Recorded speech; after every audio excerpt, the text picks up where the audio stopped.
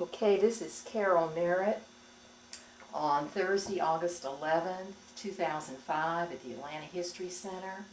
And I'm interviewing this morning Jeese Hill, who's the retired Chief Executive Officer of Atlanta Life Insurance Company and a major player in the civil rights movement from the 40s through the 60s. And of course this is for the project Voices Across the Color Line, Atlanta Stories from the Civil Rights Era. So Mr. Hill, as I said, you have come to Atlanta in the 1940s. You were involved during that time in some of the early efforts around civil rights and improvements for African American citizens. And so I just wanted for you to just begin to share some of your memories. How is it that you came to Atlanta, first of all, what you were coming from, and what was Atlanta like at the time for an up-and-coming black man like you? And then, of course, subsequent to that, I'd be interested in knowing how you were involved in some of those early civil rights activities. Well, Dr. Merritt, thank you very much, and I have many things to thank you for, but I'll try to stick to your questions. First, how did I come to focus on Atlanta life? I grew up in St. Louis, Missouri. I attended the Lincoln University of Missouri, and I was interested in mathematics, and I always wanted to see if there's a way to mix mathematics with business. And I met an insurance executive in St. Louis from the Reliable Life Insurance Company, which was a company based in St. Louis. And I discussed the question I raised about tying math into business. He said, in the life insurance industry, one of the great key positions in the industry is that of an actuary. And one of the base requirements of actuaries is mathematics. And he said, I'll try to get you some information on it. And he did secure some information. And I discovered in my search there were at that time, only two universities in North America that taught or had in their curriculum actuarial science. One was the University of Manitoba in Canada, and the other was the University of Michigan in the U.S. And of course, I pursued the University of Michigan, and on my graduation from Lincoln in 1947, I attended the University of Michigan, and I was there for 2 years pursuing business and actuarial mathematics. I graduated from the University of Michigan in the summer of 1949, and in those days, in those big schools, unlike undergraduate schools, the graduation ceremonies are held in stadiums. I didn't announce it, but I didn't stay for graduation. I came straight to Atlanta, and they mailed me my MBA. And I came to Atlanta at the old terminal station, train station, and really I had by pre-arrangement Mr. Walter H. Smith, who was one of the number 2 executive of Atlanta Life at that time, behind Mr. Herndon and Mr. Martin, and he was in charge of finance. And I later learned that he also was a classmate and close friend of Mr. Herndon at Harvard. But anyway, he lived at the Butler Street YMCA, and he arranged for me to have a room at the Butler Street YMCA. It was only a few blocks from Atlanta Life. And of course, one of the other things that's so unusual and important to me about the Butler Street YMCA, it was a place where I lived in the center, in a building that was a continuous forum of leadership, of black leadership, in Atlanta. The Butler Street YMCA's board of directors is like a civic board of directors. I think when I came, Dr. Mays was the chairman of the board of the YMCA. And you can have all the important meetings, political meetings, strategy meetings were held at the Butler Street YMCA. I got a chance to meet people in 1 month that many people all over the country could not meet. There was Mr. Walden, Mr. Dobbs, John Calhoun, and just called up the roll of them. All the meetings there, the meetings on the strategy to, and that was politically, the strategy of what to do about politics and who to endorse, who to support, and who not to support.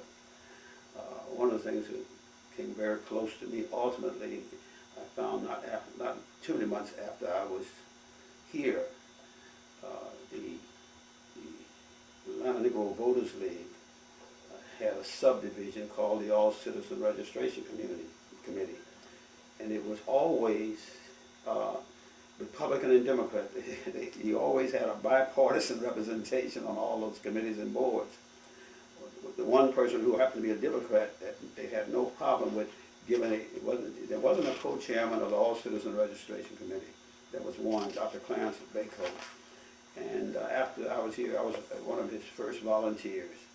And after volunteering with Dr. Bacot, who was an unusual man, who's a historian himself,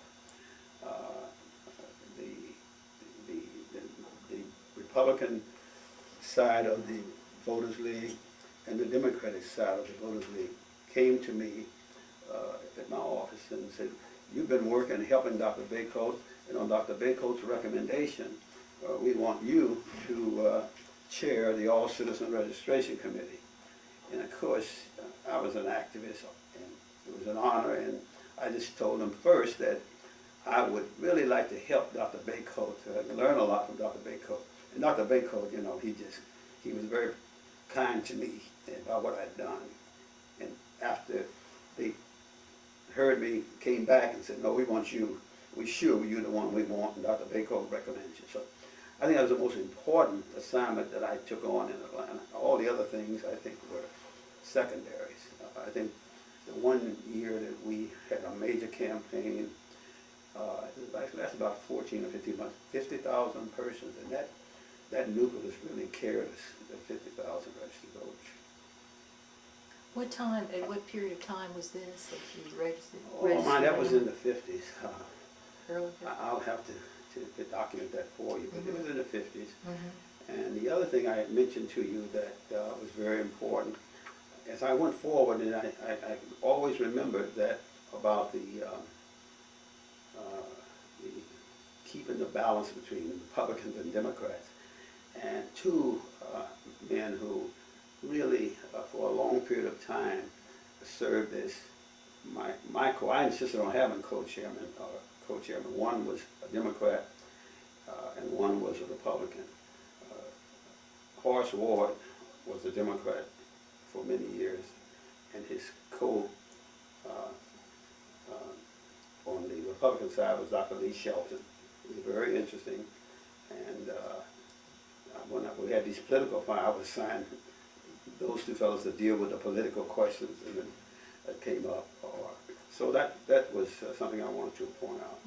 I wanted to know what some of the issues were in getting that number of blacks registered in the city. Well, one of the because they didn't have the same problems as some of the other areas in intimidation. Well, one of the issues was that somehow being a junior officer of Atlanta Life Insurance Company, and notwithstanding, people have a tendency to really not, and thanks so much to you that you have really, with the Herndon Home and the other thing you've done, Mr. Herndon, the founder, and his son, Norris B. Herndon, made such a tremendous contribution and laid the foundation. N.B. Herndon decided to support me and back me and what I was doing. They'd always, there's so many people, and mostly black, would say, "Mr. Herndon, this young fellow you got here," Mr. Herndon wouldn't hear any of it. And he'd get the word to Mr. Martin. And Mr. Martin was an activist, I think, in his own way, And I think it was in his influence of his brother-in-law, Walter White, that helped him along. And so with Mr. Martin and Mr. Herndon support, I was able to do a number of things. In fact, many of the, some of the things that could be moved from the Butler Street Y to the Atlanta Life building. And many very important meetings were held in what they used to call the Little House at Atlanta Life. So it was in the 50s, and one of the things that developed in the 50s was that I was a volunteer, not just in civil rights and just black issues, but community causes. And the Butler Street YMCA was the home of the Hungry Club, which brought many speakers there. And the first time in major black and white sessions, dinner meetings, many of them especially were held at the Butler Street YMCA. Okay. So had you been involved in the equalization of pay for teachers, that issue? You were just arriving in Atlanta I was at the arriving, time. but here again, you have to give Mr. Martin credit. Early on, with Mr. C.L. Harper, who used to be head of the teachers, but he was one of the long-term president of the NAACP, he brought to Mr. Martin's attention, I guess it must have been him, about this teacher's problem. That is, it's very clear. Black teachers, regardless of their qualifications, were paid less than white teachers. It had nothing to do with qualifications. And that was just clearly wrong. And Mr. Martin, of course, when you have an institution which represents your economic power, you go to them. And so actually, Mr. Martin, in summary, indicated that any the teachers, and these teachers who would study and the major employment opportunity of a person with a degree, unless it was in a special area, if you wasn't a lawyer, you were a teacher or you worked at the post office. And so Mr. Martin told the NAACP and the people who were backing this, any teacher who became a part of this litigation and was dismissed because of your being a plaintiff, Atlanta Life would hire you. And of course, there wasn't any wholesale firing of teachers, but one example, and the one that who I guess was the appointed case was William Reeves. Bill Reeves, first he was smart, and it just so happened Atlanta Life benefited from him because he was a printer in his own skills as a printer, and so Mr. Martin hired Bill. Well, he was dismissed, and Because he had filed a suit? Filed a suit Okay. against discrimination because of race on his pay, and of course, Atlanta Life hired him. He was an outstanding manager, and we needed him, and of course, he really added to Atlanta. He was an asset to the company. In fact, many things that we'd sent out to get printed, we bought the equipment. We had a first-class print shop. What about the other situation about the schools in terms of their segregation, and when the Supreme Court decision came down in '54? What are your recollections of how that My affected recollection is them? that, of course, Atlanta was not the first city in the South to push for the desegregation of the schools. And many of them, as you know, unfortunately, in cities that were involved in real bitter struggles and really abuse of young black children in Atlanta. And we probably even were criticized. You get criticized either way. We were probably criticized by some of the persons in Atlanta that we weren't, Atlanta is a mecca, and we weren't moving fast enough to disseminate schools. But we had a plan, and although people credit me a great deal in connection with the desegregation, or the smooth desegregation of the public schools and desegregation. I just think, when I think about the people that I met with and the people who were very helpful to me, I think about Lyndon Wade of the Urban League, John Calhoun, Lonnie King, and there were so many leaders. These people were leaders in their own right, and they knew the people, know the families, and of course I think about the families that were involved. You take there was a Jackson family, there was a Swan family, and these. And never forget, Mr. Swan was a self-employed mechanic, and his children were there. We had some from the Jackson family out here by Perry Homes, and there were so many dedicated, fearless parents who had to put their students up.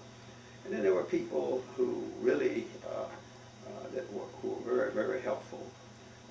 We had a group called the Atlanta Committee for Cooperative Action, ACA. And ACA had people in them like Clint Warner, he was a surgeon, but he did detail work in that regard. Herman Russell was active in that group. Leroy Johnson, Sam Williams, those are just tremendous persons. They were lawyers, they were preachers, they were doctors, but they did just street walking and everything. It was just a great experience to work with those men.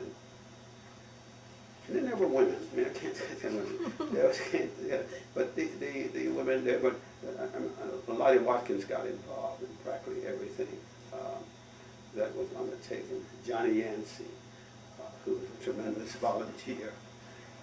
And there were others, but it was a group, and we met, Asa Yancey was a person, he was the surgeon.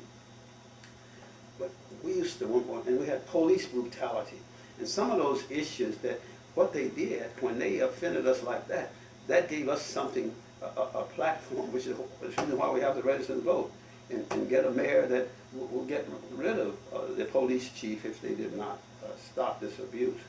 I never forget, we had several meetings at the Friendship Baptist Church on a Thursday or Friday night on police brutality. At midnight, we called a meeting at midnight because many people, and the reason why I mentioned Dr. Yancey, he and his wife were at most of those meetings. And it was a great experience to work with those people. So the main strategy in terms of dealing with police brutality was to increase the voter. Well, I'm saying, you did no. We dealt with it because it was wrong and abuse, but also it's just like when there was police brutality and we got in the papers. When we talk about why it's important to register to vote, these were issues. They were really issues that were easily inflaming, and so I would say that what they did that was wrong against us, and they abused and discriminated against us. The only way you can do anything about it is not just fuss and talk. You register to vote. I remember that during the 50s also that there was the desegregation of the golf courses. Well, that's an interesting one. You know, when you talk about the desegregation in the South, you got to think of the Holmes family. Actually, Hamilton Holmes' father and his grandfather, for all practical purposes, desegregated the golf courses. And you know the story of Hamilton Holmes. And when I think about it, you talk about women. Mrs. Holmes, Hamilton's mother, went through the desegregation of the golf courses. And you have a house full of children, and your husband and your father-in-law are out there with the golf course, and then you're at home, and it's quite a tribute. I never forget when recently, last year, they were honoring me. I asked Mrs. Holmes Mrs. Holmes, Hamilton's wife, if he would, bring Mrs. Holmes with her, as my guest. And one thing that I really, things happen, you give notes to people who are presiding over these things. And the note to introduce Mrs. Holmes got lost in the show. And that ruined my evening, because she came and she had been using a walker and stuff, but somehow she came, Israel came and came there. And women, and his, I think you mentioned the golf courses. What do you want to know about that? I was just so impressed, because what that did, when you start winning, you need a victory. People, when you are struggling, Dr. King always indicated that you got to give the people a victory. Somehow, that there's hope in that regard. But I'm glad you mentioned the golf courses, because the Holmes family, that was key. Okay, I'm going to go back just a bit to the education issue and the Sibley Commission that was gauging public opinion. Yeah. Well, Mrs. Sibley was one of the great Atlanta citizens. He not only was an outstanding lawyer in King Spalding, a law firm. It was a law firm, and he was a senior partner. And you have all the siblings, a half a dozen siblings of lawyers have been in that law firm. But that was a move on to not to have another Arkansas or Mississippi in Atlanta when it came to school desegregation after the 54 decision. And I think it was Ivan Allen. Was Ivan Allen married then? Or who was in the 60s. He well, must have been. whoever He was. the civic leadership went to him. He was a very close friend of Mr. Woodruff and companion of Mr. Woodruff, who was the godfather in those days in Atlanta, primarily because of his wealth and influence of the Coca-Cola Company. Anyway. Actually, it was Hartsfield. I'm sorry. Hartsfield. Okay. Hartsfield was the well, mayor, and okay, he was Hartsfield was the mayor. Sibley Commission. Anyway, Hartsfield really had a cabinet of business leaders in Atlanta. That's right. He was Hartsfield. And they asked Mr. Sibley if he would head a commission to really have a peaceful segregation of the school. And he was a very, senior, highly respected by everybody. And he had some hearings, not just in Atlanta, but over the state. And it softened up, cool people, he just softened up and would not, because of his influence, and he went all over the state, and just let people talk about it and express themselves and indicate why is it, or if you are for these segregated schools, tell us why. If you're against it, tell us why. And he diffused, what I think he did, he diffused all of the ill feelings on both sides of the question. And I think everybody wasn't satisfied. There were a lot of people who, and I respect them, that, look, Atlanta is the leader, and why don't we move ahead right now and carry our students to the front door. And actually, I understood some of that, but ultimately, we were able to delay briefly the march on the schools, and of course, when hearing and television covered it, hearing people talk about why they were against the desegregation of schools, and hearing them say why is important. Of course, the major one is the law of the land. We waited long enough, So when we did decide to carry students, we had to recruit them. I mentioned the Jackson family and the Swan family. These are families, large number of children, and they were very dedicated, and the schools were desegregated. Rather, it wasn't the first major city in the South to desegregate the schools, but there was no violence in connection with desegregation schools. And of course, the name? John, who was the head of the school? Was it John? I forget the superintendent of schools at the time. But anyway, I never forget, we met with him. We met with him at the Sun Trust Bank, which was the Sibley's Bank, school superintendent, and we planned it. And it was done smooth, and we criticized for having a plan of somewhat controlled steps in desegregation of schools. And Lyndon Wade's name stands out. Calhoun, Lonnie King, Well, looking back at that, how did you feel about the conflict in strategy, moving now or the gradual approach? Well, actually, what I tried to do was, because I think, I don't know why, but they did like me a little bit, all of them. And so I tried to explain and express what I understood about both sides of it, of the issue among blacks. And I had a lot of help, though. I mean, I had help. Even Lonnie King was one woman was head of the student movement. You know how aggressive they were. And I had Lyndon Wade, and I had John Calhoun.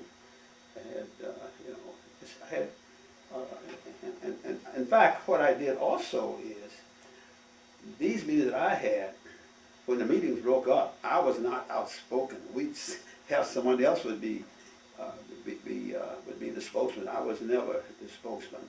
Do you recall who the spokesman might have been Yeah, on I mean, one some of the issues depends on the issue. We agreed, and issues. I know Lyndon Wade was often a spokesman. When Lonnie King, even before the student movement got forward, Lonnie King was a spokesman. There was we had Clarence Coleman, who was with the Urban League. He was a very thoughtful person, and he was, Urban League was considered conservative, and it was even more aggressive. But on this issue, they worked together. And you may mention someone else who you forget. I mentioned women. Think about it. And she was a leader, the secretary of the NAACP, just a tremendous person, is Eunice Cooper.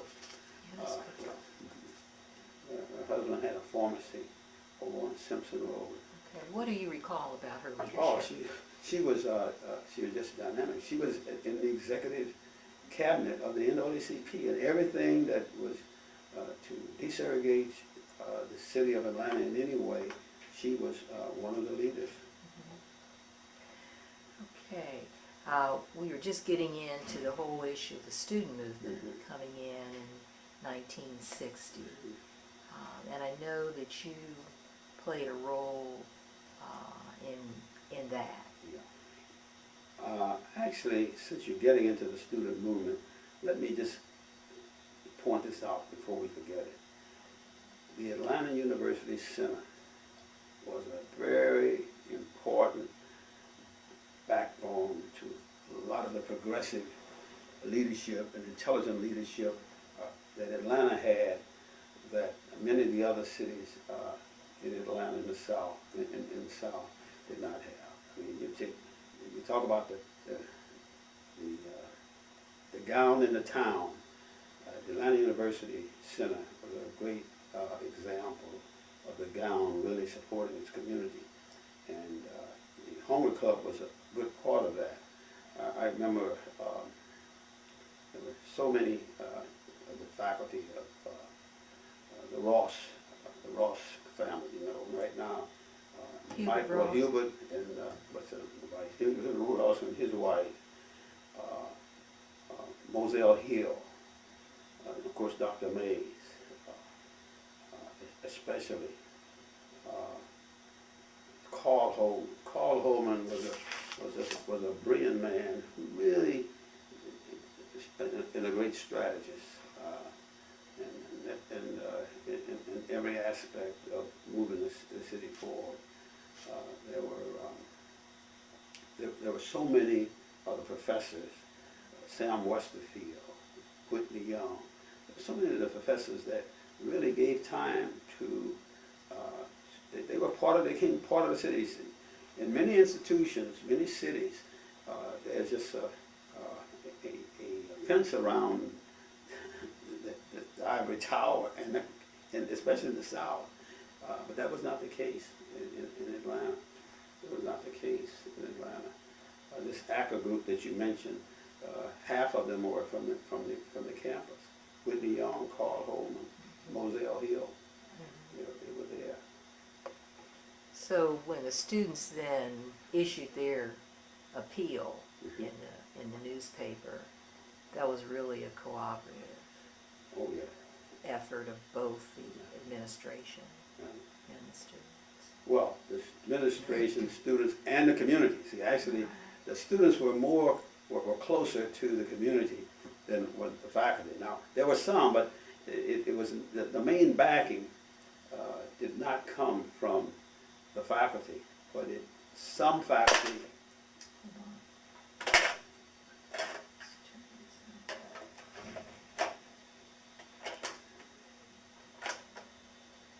Some faculty, we were discussing the Committee on Appeal and the student movement. It was a combination of the leadership, the progressive leadership of ACA, and the members of the Atlanta University Center faculty who were members of ACA, and brilliant students. You take, when you think about the student movement, you think about Lonnie King, who's my friend who heads the children's. The children movement, it's a whole, what's her name, in Washington. I'll think of it in a moment. She graduated from Marion Wright. Marion Wright Edelman, yes. Yeah. She was a dynamic leader from Spelman. And we had someone Clark University. Clark. You had Ben Brown. You had Doris Smith, Morris Brown. You had just a leadership from all of the schools there who were dynamic. Charles Black, Morris Dillard. In fact, on Friday night they're going to have a major event, the 45th anniversary. And remind me, see if I can get you a ticket to go, because I'll be traveling, but it's Friday night. Okay. Yeah, it's at the Hyatt Regency. I'll get you a ticket. Okay, so what was your reaction when you heard? Before I leave, Okay. Lord have mercy. Mrs. John Dale Johnson. John Dale Johnson. I told my woman, John Dale Johnson. She was a conscious in the black community when it comes to civil rights. And she had a way of speaking to executives of these firms. She had a telephone approach that was dynamic and just such a tremendous person. And she spanned all of the critical things. And of course, she ran the NAACP. After John Calhoun, the NAACP went down. But John Dale picked it up, and she did so much. It was such a great success in Atlanta. Ben Hooks, who was the national director, and asked her to come to New York, come to Washington, to help him run the NAACP. And of course, when she left, there was a little vacuum left, and for a while, the NAACP at Atlanta was really kind of put on hold in this program. And when you came to Atlanta, late 40s, there was already leadership, older than you. Yeah. And so in a sense, you were like in between as the younger adults, between the older traditional vanguard and the students. How did you negotiate that? Well, first, I came there 21, 22 years of age. It's a long time, 57 years ago. Okay. How did I do that? First, the YMCA. And you put down Warren Cochran. Warren Cochran, the executive chief executive of the Buttertree YMCA, was a dynamic civic leader. He was, he was kind of the special executive for Mr. Walden, Dr. Mays, and Dobbs, Mr. Dobbs, John Wesley Dobbs. He was just a tremendous person. And he had good contact with the business community. In fact, I would say that the person who had the best contact and was most respected and really had influence with the white leadership executives was Warren Cochran. Okay, so the students, though, didn't always agree with Warren Cochran and Well, actually, the leadership and well, not Warren. Warren Cochran did not deal directly with the students, even though he was the power and behind the scene. But Mr. Walden, Mr. Calhoun, and other leaders dealt with the students. I just brought Mr. Cochran because he was a civic leader. He's an executive of the United Way agency, and even though he was aggressive, but his influence, he was kind of behind the scenes influence. He had the respect of the black leadership, and he had the respect of the white business power structure. And that's sometimes hard to balance, in this scale. But he was able to do it. Okay. And another person, when you mentioned that, right now you don't hear much about him, but I tell you, that was a role that Senator Leroy Johnson played that was unique. And he was a part of ACA, but he became, he was of course the first black senator in the legislature. And because he was a politician and discussed issues with them, he was not considered a civil rights leader as such, because in politics he did things for us that we had no one else to do. And Governor Carl Sanders and Senator Johnson were very close, and he's probably one of the closest persons to Governor Carl Sanders, and I think even today they're close friends. Okay. But there was a student adult liaison committee that was supposed to bring the older leaders together with the That worked out younger well, and it was well planned, and during a certain period of time, they provided a type of vehicle that helped to keep the black community together, because actually what many black leaders and even white leaders would like to see, we can't have those students getting together with the black leaders. No, that's too much power. But the truth of the matter is, that was a good. Served a very good purpose for several years, and it was really formed and had both the progressive or aggressive black leadership and the student movement. They formed it, and that was a very influential and effective group. Do you remember any specific issue where Well, that committee was able to kind of work through? Well, the basic platform or set of issues was first unity. Was actually there were so many issues that divided the black community, and there were always, and like I get calls even today on this pandering bill that's before the city council, but there was always issues that came up that we had experienced where persons who really were not anxious or not really interested, very interested in progress, but when they saw issues that they felt were blacks and were moving ahead too fast in that regard, that there should be a more controlled advancement. You had a situation where you'd had a committee already established, and the students in this group would take those issues, and the community, the students respected the adults who were on this committee, and the students respected them. And so that would keep away division. And if we were divided, you couldn't do anything. Those people in the white community who wanted to keep us where we not to have progress on race relations would enjoy the division between the students and the leadership in the adult community. But with this student adult liaisons committee, which was respected, the adults who were on that committee were respected by the black community, and the students were respected. So Who were on that committee? on that committee, let's see, of course, Carl Hogan was always on that committee, and he's probably one of the most respected adults on the committee. Who chaired the committee? Who chaired that committee?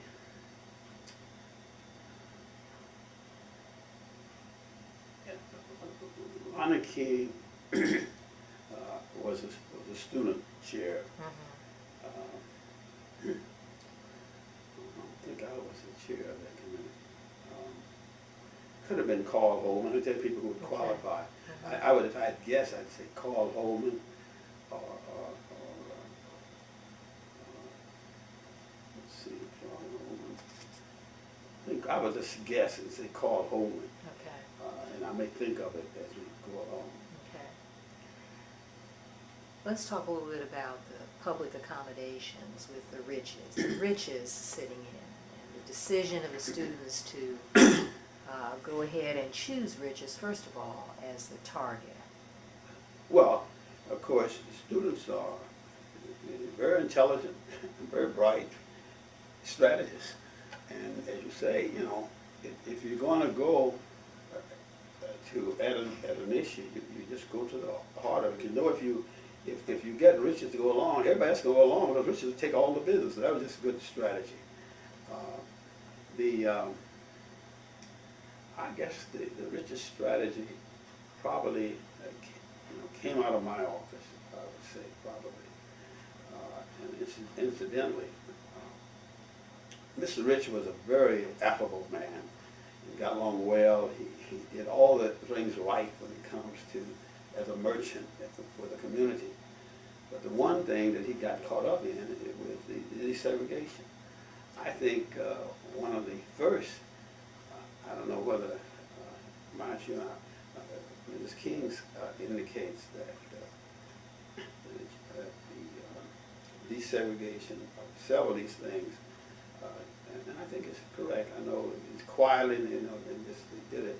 What was a place out here? It's a little children's park. What was it called? A little small park where they had cars and things. It wasn't a big carnival, but it was very popular.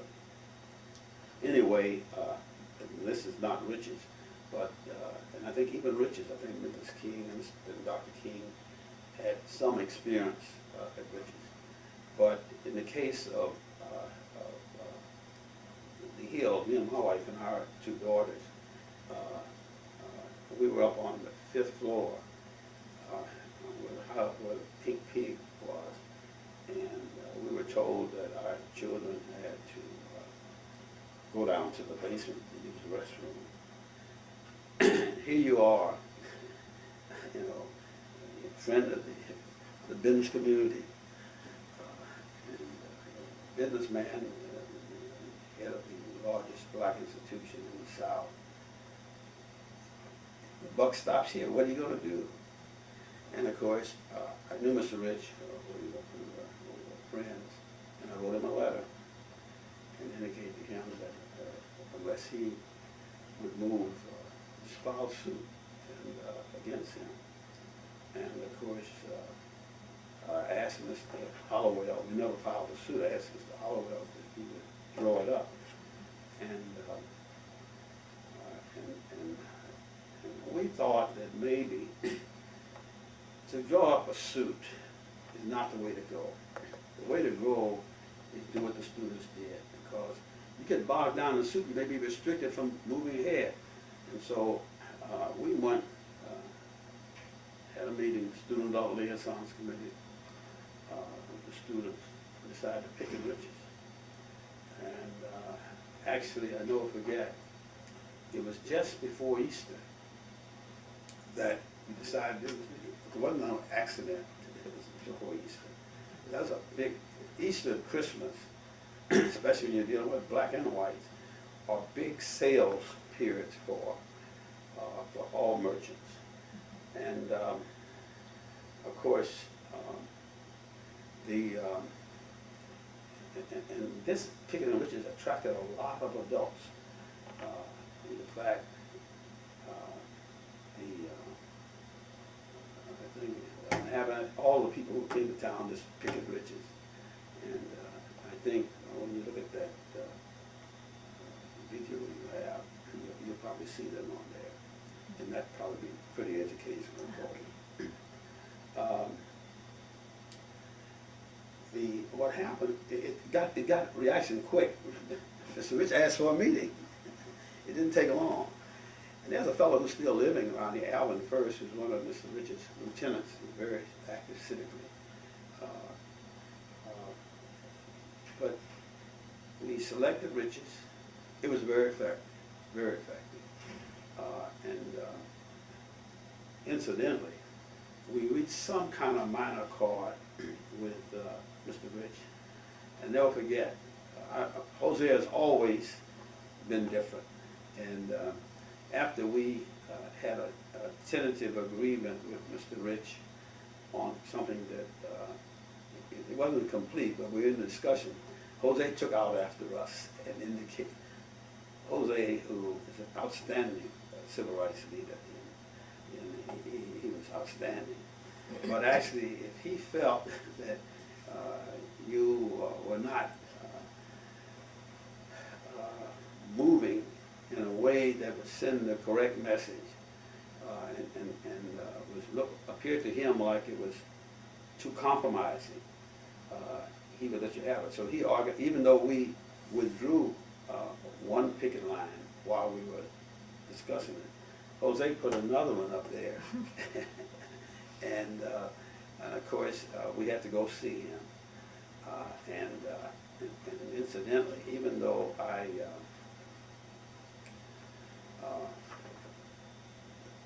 asked Attorney Hollowell to prepare a suit against Rich and organize the first picket committee against Rich, after everything was settled,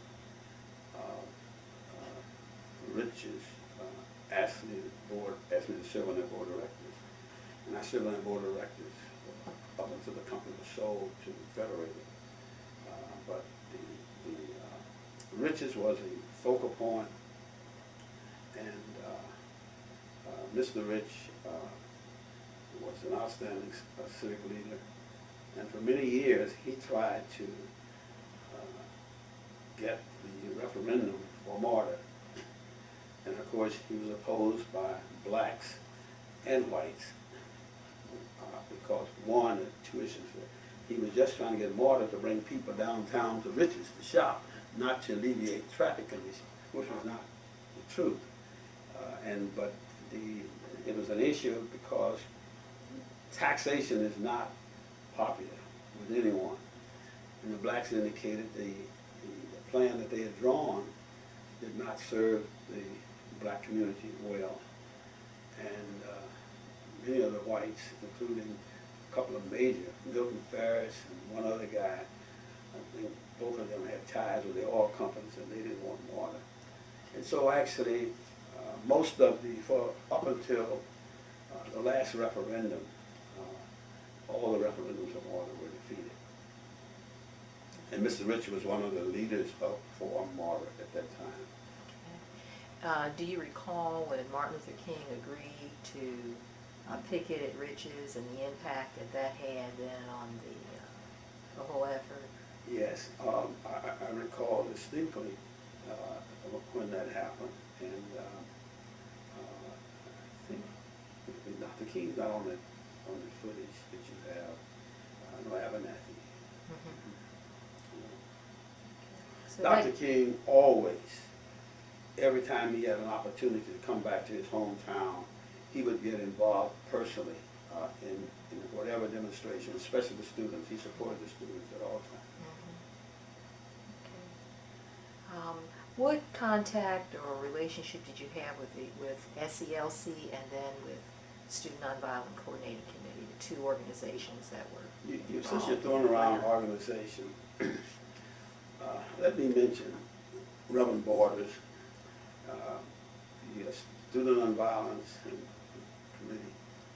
There was a 3L movement, Love, Law, and Liberation. And Reverend Borders was one of the leaders in that movement. And they desegregated. They were the first ones to desegregate the public transportation, trolleys.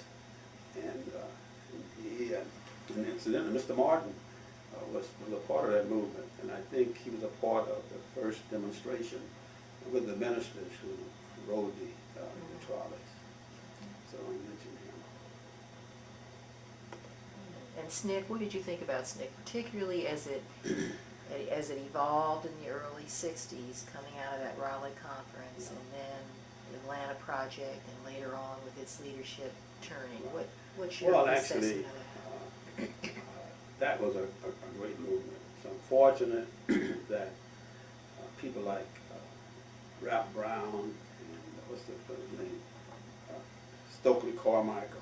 It was just unfortunate that somehow there was not a type of adult kind of association with them, because they were bright, and of course one of the key leader from Atlanta at that time was Julian Bond. He was one of the officers of SNCC, and John Lewis.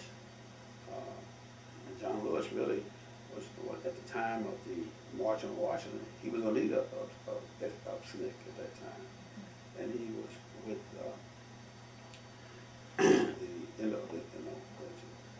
Philip Randolph, Dr. King, and all of the Dorothy Height, and the leaders of the national organization at that time.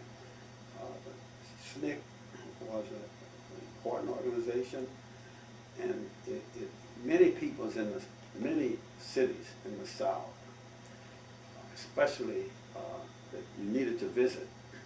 That's why you heard of the Freedom Rides. Okay, the Freedom Rides not only came to Atlanta, but they didn't need them in Atlanta. They would go to some of the out places to really make the movement go nationwide. They, in the South especially.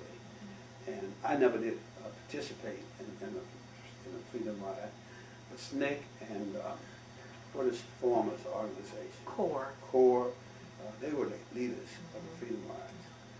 Looking back over these years, what did you see was distinctive about Atlanta and its response?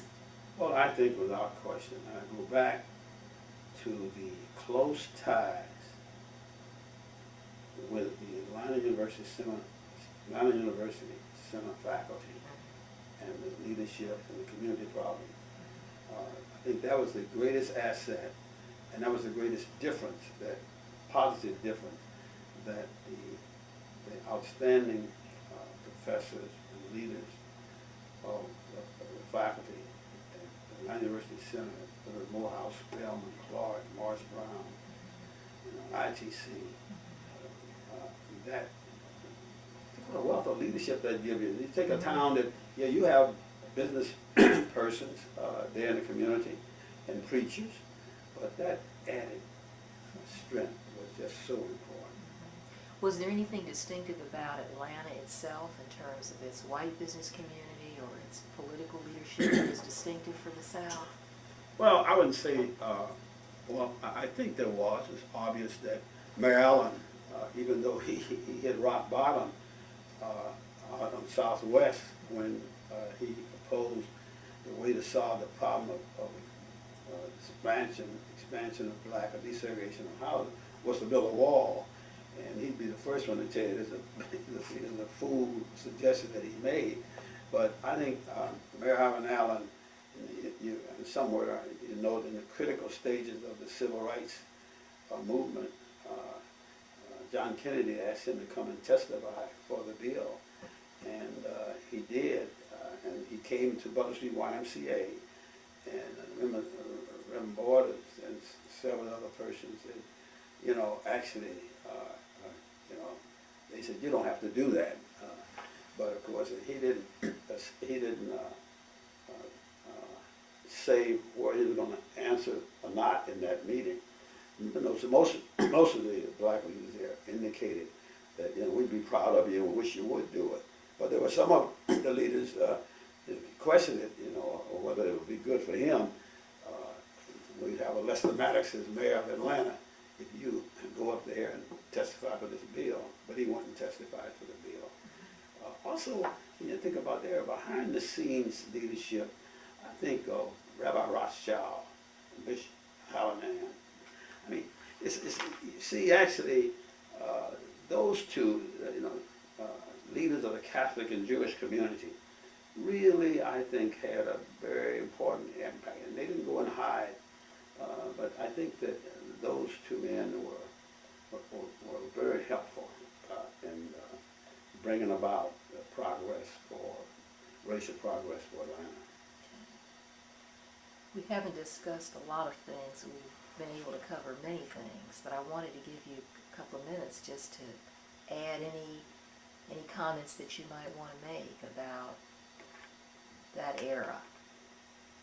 Well, I got into one there when I said, a missing line in my discussion was not to point out that there were people who were not African Americans who really made it possible for us to move ahead.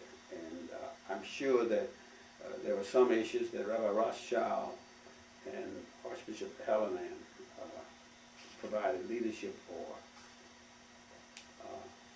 took a great deal of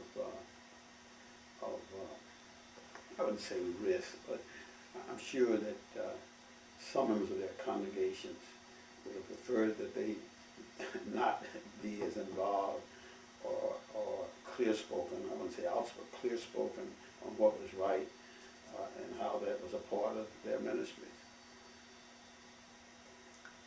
Well, thank you very much. You've been very helpful. You are my first interviewee, and I think you've given us a great start for this project. And if you go over this and find that there was something that I could have handled better, but you can't cut out and put in that thing, can you? And put in what? Let's say if what you have in your projector,